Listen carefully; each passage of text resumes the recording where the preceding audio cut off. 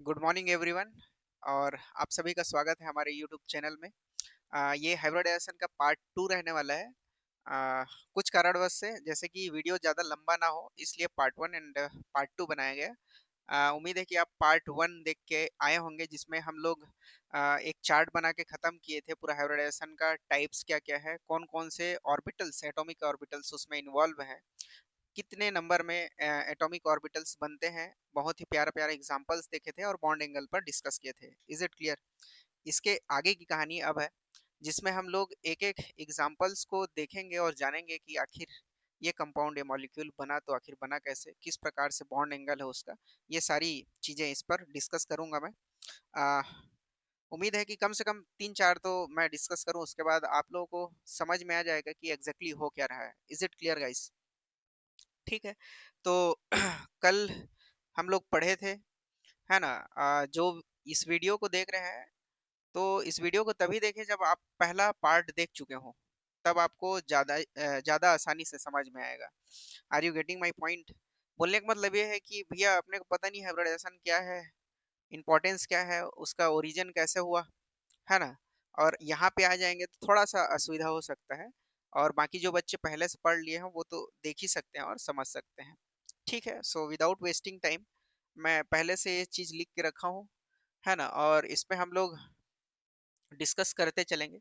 तो सबसे पहले मैं क्या बोलना चाहिए, डिस्कस करना चाहूंगा एसपी हाइब्रिडाइजेशन को।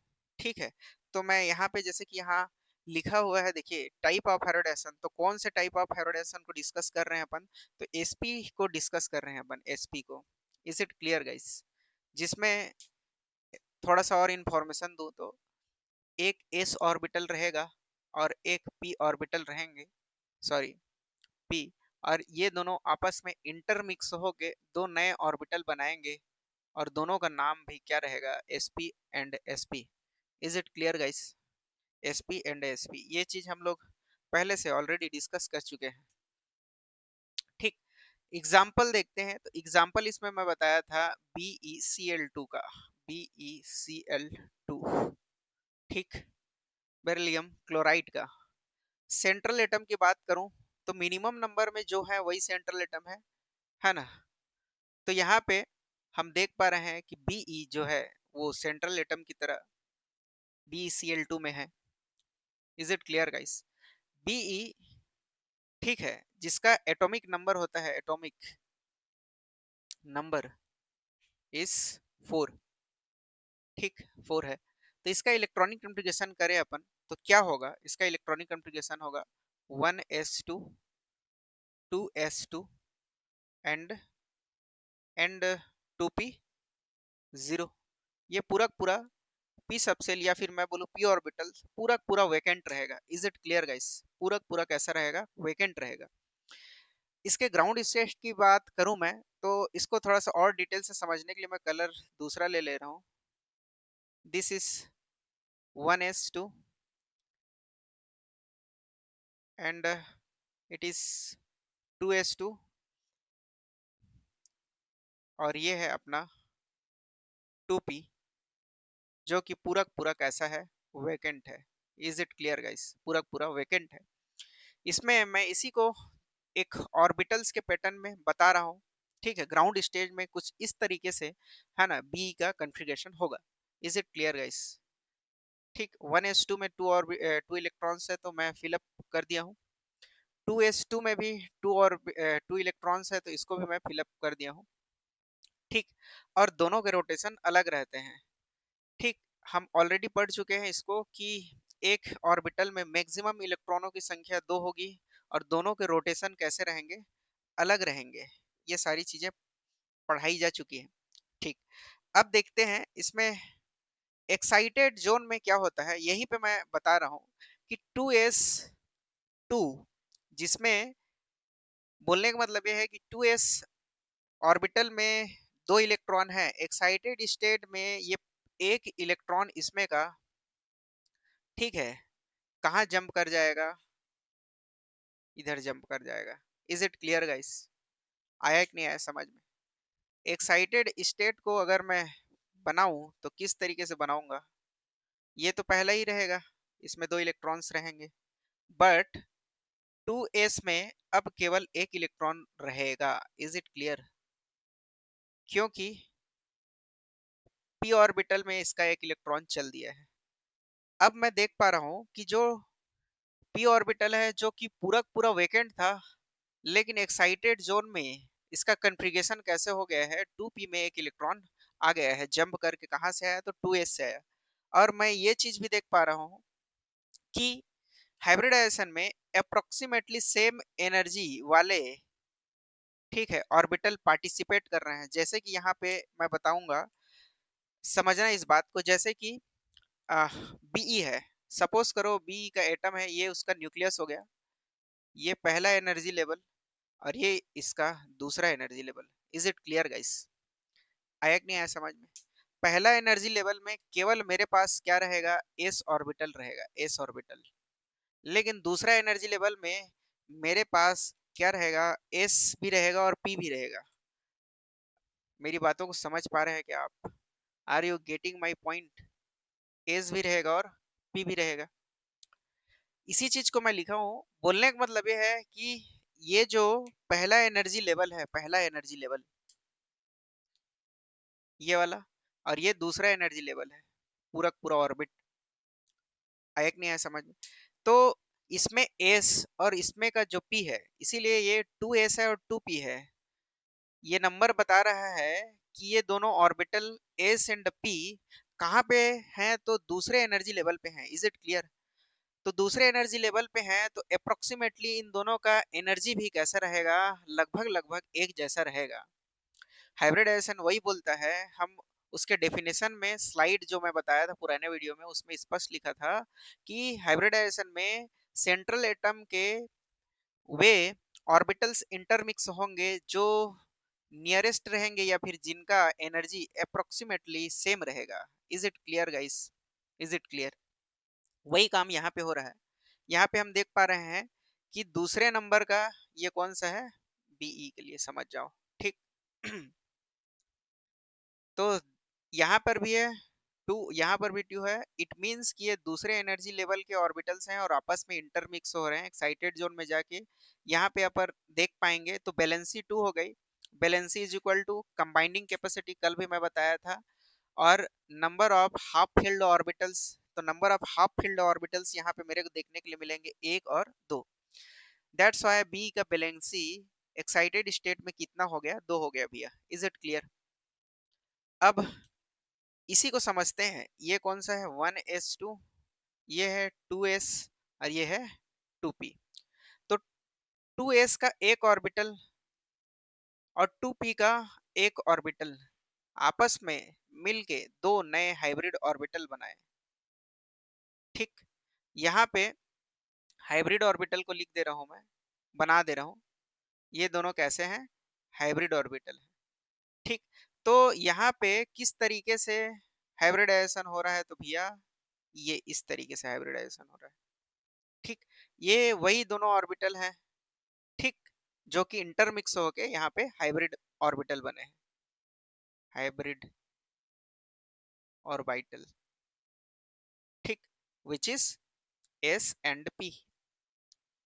तो इस तरीके का जो हाइब्रिडाइजेशन है वो क्या होगा, एसपी हाइब्रिडाइजेशन। अब समझो बात को, ठीक। जियोमेट्री की बात करेंगे, बोलने का मतलब ये है कि यहाँ पे मैं बीई ले रहा हूँ, ये B E, it is a central atom. अब इसके हाइब्रिड ऑर्बिटल्स किस तरीके से बनेंगे उसको देख लो। हाइब्रिड ऑर्बिटल को जनरली इस तरीके से बताया जाता है कि एक छोटा लूप लेंगे, एक छोटा लूप, और इसी में एक बड़ा लूप लेंगे। यहाँ पर भी उसी तरीके से मैं करूंगा, एक छोटा लूप और एक बड़ा लूप, ठीक है। समझने वाली बात यह है, अब इसमें समझते चलेंगे। जैसे कि बी के साथ ये हेलोजन अटैच है, इसको समझना। हेलोजन, हेलोजन है क्लोरीन, क्लोरीन का एटॉमिक नंबर रहता है 17। अगर इसका जनरल कॉन्फ़िगरेशन कर दूं मैं, तो कितना हो जाएगा, 2, 8 एंड 7। इट मींस कि इसके आउटर मोस्ट सेल में कितना है, 7 इलेक्ट्रॉन है, 7 इलेक्ट्रॉन है। लुईस डॉट अगर सिंबल बनाऊं तो किस तरीके से बनेगा, क्लोरीन का आउटर मोस्ट सेल में कितने इलेक्ट्रॉन है, 7। कितने इलेक्ट्रॉन है, 7। तो इसका लुईस डॉट सिंबल किस तरीके से बनेगा, 1 2 3 4, और यहाँ 5, और ये 6, और ये 7।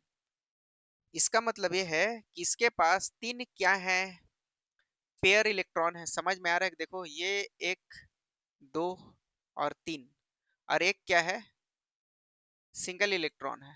मतलब इसका वैलेंसी, या फिर मैं बोलूं कंबाइनिंग कैपेसिटी कितना का होगा, एक। मतलब एक क्लोरीन का एक है, और यहाँ पे कितने हैं, दो क्लोरीन है। और यही तो मैं समझाना चाह रहा हूँ कि पूरा पूरा हाइब्रिडाइजेशन के प्रोसेस में बी का कॉन्फ़िगरेशन के एक्साइटेड जोन में गया, और बीई, ठीक है, ऑर्बिटल्स को इंटरमिक्स करके दो नए ऑर्बिटल्स बनाए, और पूरा पूरा बैलेंसी इसका दो है।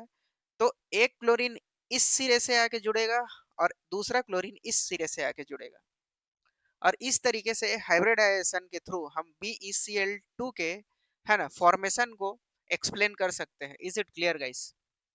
ठीक। तो देखो आउटर मोस्ट शेल मतलब p ऑर्बिटल रहेगा इसका।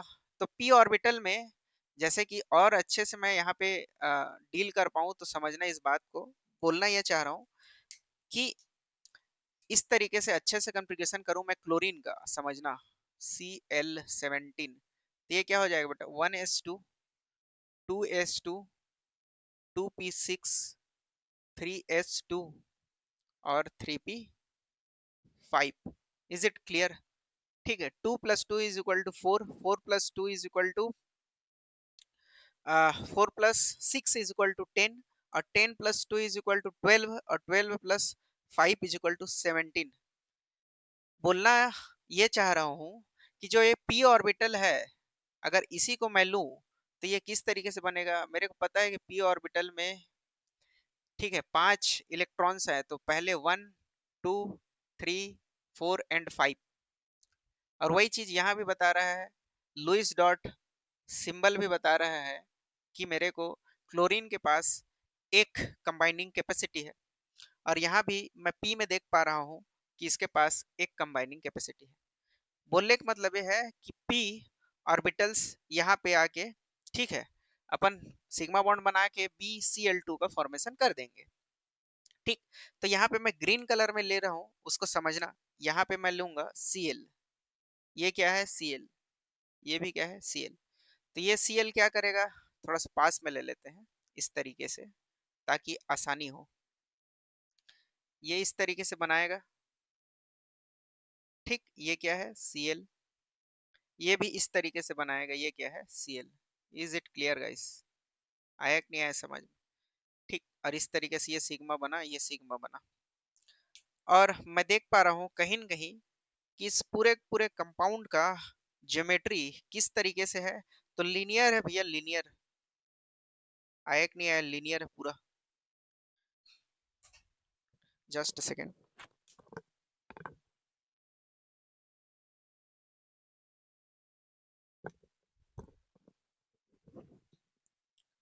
ओके, हम लोग कहाँ थे, सॉरी फॉर डिस्टरबेंस। तो ये पूरा पूरा ज्योमेट्री जो है लीनियर बनेगा। ठीक। और एक चीज और है, जैसे यहाँ पे ज्योमेट्री और बॉन्ड एंगल की बात हो रही है, तो पूरा पूरा एक सर्कल बेटा कितना का रहता है, एक पूरा पूरा सर्कल रहता है 360 का, हम लोग को पहले से पता है। ठीक। पूरा पूरा सर्कल कितना का रहेगा, 360 का। और 360 को अगर बीचों बीच एक भाग, मतलब दो भागों में बांट दूं, तो कितना का एंगल बनेगा यहाँ पर, 180 का बनेगा सर। दैट्स वाई कि इसका बॉन्ड एंगल कितना का रहता है, 180 का। अरे नीचे भी 180 है, समझ रहे हो ना? और कुल मिला के वही सर्कल बन गया। तो लीनियर इसका क्या रहेगा, ज्योमेट्री रहेगा, और बॉन्ड एंगल कितना का रहेगा, 180 डिग्री का रहेगा। Is it clear guys?